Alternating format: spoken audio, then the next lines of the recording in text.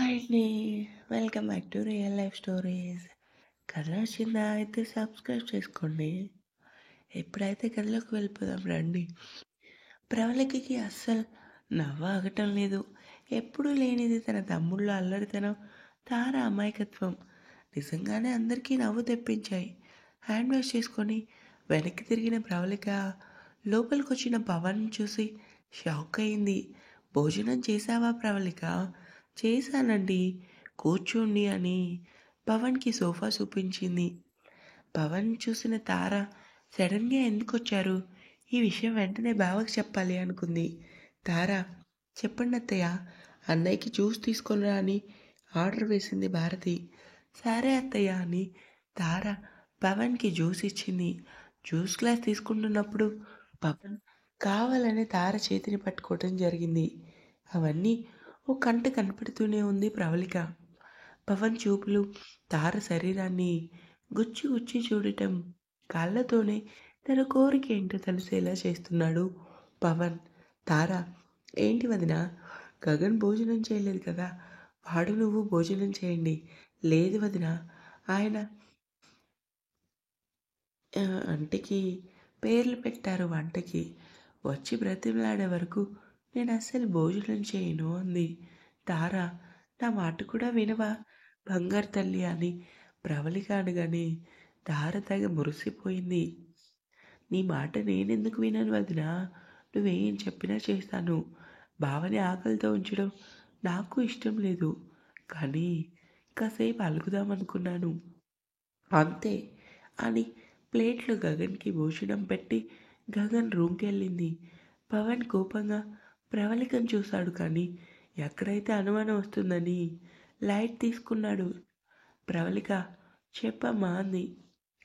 అబ్బాయికి భోజనం పెట్టు, ఎప్పుడు తిన్నాడో ఏంటో అని చెప్పి భారతి తన రూమ్కి వెళ్ళింది. ఏవండి, హ్యాండ్ వాష్ చేసుకొని రండి, భోజనం వడ్డిస్తా. రూమ్కి తెచ్చే ప్రవళిక, ఇద్దరం కలిసి భోజనం చేద్దామని పవన్ అనగానే ప్రవళిక భయంగా చూసింది.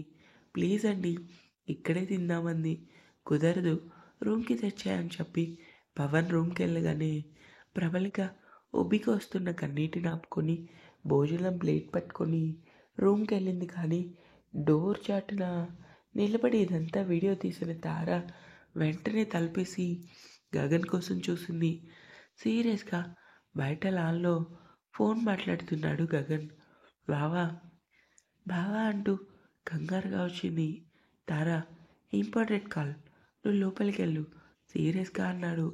ఇది అంతకన్నా ఇంపార్టెంట్ బావా, ప్లీజ్ లోపలికి రా అని గగన్ చేతిని పట్టుకొని లోపలికి తీసుకొచ్చింది. గగన్ తార మీద అరవలేక, సూర్య మళ్ళీ ఫోన్ చేస్తానురా.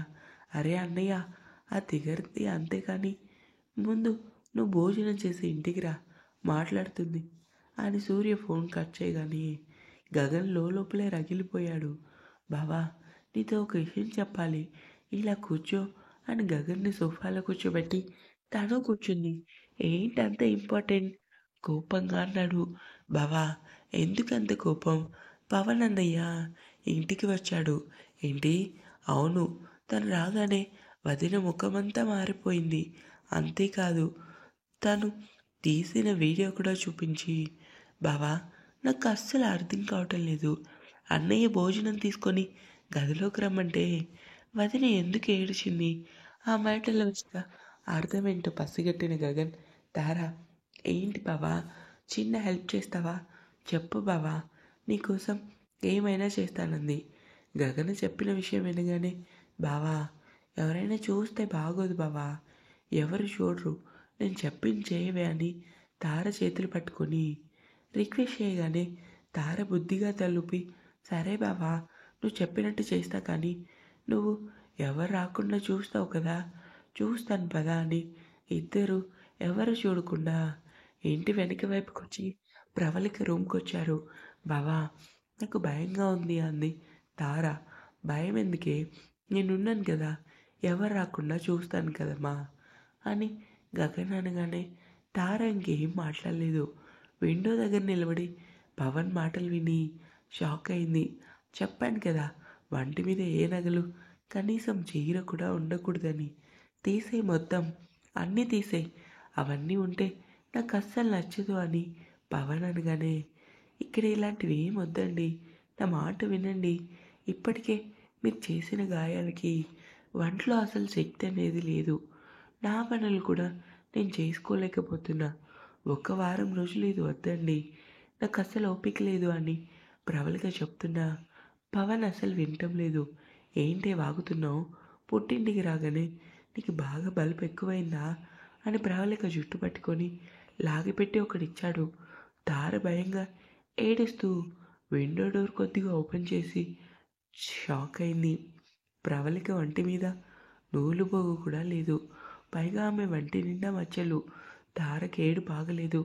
ప్రవళిక దండం పెడుతూ నేల మీద కూర్చొని ఏడుస్తుంటే పవన్ ఆమెను కొట్టడం చూడగానే తార ఇంక చూసే ధైర్యం చేయలేకపోయింది. పరుగున గగన్ దగ్గర కలిసి వచ్చి ఏడుస్తుంటే, తార తార ఏమైంది బావా? వాడిని చంపేసిన పాపం లేదు. వదిన వంటి మీద సిగరెట్ మచ్చలు ఇంకా అంటూ చెప్పలేక తార కూర్చొని వెక్కి వెక్కి ఏడ్చేసరికి గగన్ కోపం తార స్థాయికి చేరుకుంది. వెంటనే తార చేతులు పట్టుకొని హాల్లోకి వచ్చి ప్రవళిక రూమ్ డోర్ కొట్టాడు. ఏవండి, ఎవరో వచ్చారు. ఈ టైంలో ఎవరే? నిన్ను ఇలా కాదు, మీ ఇంట్లో వాళ్ళకి ఏం సమాధానం చెప్తావో తెలీదు. మనం ఇప్పుడే ఇంటికి వెళ్ళిపోవాలని పవన్ అనగానే ప్రవళిక ఇంకేం మాట్లాడలేదు. గబగబా బట్టలు వేసుకొని డోర్ ఓపెన్ చేసింది. ఎదురుగా కోపంగా ఉన్న తమ్ముడిని చూడగానే, ఏమైందిరా, మీ ఇద్దరు గొడవ ఇంకా తేలలేదా? ఇప్పుడు అన్నీ తేలుస్తానక్క అని కోపంగా లోపలికి వచ్చి పవన్ షర్ట్ కాలర్ పట్టుకున్నాడు. గగన్, ఏమైంది? మీ బావ షర్ట్ కాలర్ ఎందుకు పట్టుకున్నావు? నటించింది చాలు, లేదంటే అక్కవని కూడా చూడను, కొట్టేస్తాను, అర్థమైందా? గంభీరంగా అన్న గగన్ మాటలకి ప్రవళిక షాక్ అయింది. గగన్ చూడు, అసలు నేను ఏ తప్పు చేశాను అని నా కాలర్ పట్టుకొని అవమానిస్తున్నావు అని పవన్ అనగానే గగన్ చాచిపెట్టి ఒకటిచ్చి బయట హాల్లోకి పవన్ని ఈడ్చుకొని వచ్చాడు. రూమ్లో ఉన్న ధనుంజయ్, భారతి కంగారుగా బయటకు వచ్చి గగన్ పవన్ని కొట్టడం చూసి షాక్ అయ్యారు. గగన్, ఏం చేస్తున్నావురా? మీ బావని ఎందుకు కొడుతున్నావు అని భారతి అనగానే, వీడు మనకి బావేంటి? బావా పెద్ద రాక్షసుడు, అక్కకి మనశ్శాంతి అనేది లేకుండా చేశాడు అని పవన్ని ఇష్టం వచ్చినట్టు కొట్టాడు. ఇదంతా చూస్తున్న ప్రవళికకి విషయం అర్థమైంది. గగన్కి నిజం తెలిసిపోయిందని ఏడుస్తూ సోఫాలో కూర్చుంది. వదినా అంటూ తార ప్రవళిక దగ్గర కూర్చుంది. ఇంతలో యూనిఫామ్లో లోపలికి వచ్చాడు సూర్య. ధనుంజయ్కి భారతికి ఏం జరుగుతుందో అర్థం కావటం లేదు. ఎంత అడిగినా గగన్ చెప్పటం లేదు. తార, నువ్వైనా చెప్పు, వదిన ఎందుకు ఏడుస్తుంది? అసలు గగన్ ఎందుకు పవన్ని కొడుతున్నాడు? అత్తయ్య, అసలు ఏం జరిగిందంటే అని పవన్ పెట్టిన బాధలు అన్నీ తార చెప్పగానే అంతా విన్న భారతి షాక్ అయింది. తారా, ఏంటి నువ్వు మాట్లాడేది? అవునత్తయ్య, నేను నా కళ్ళారా చూశాను.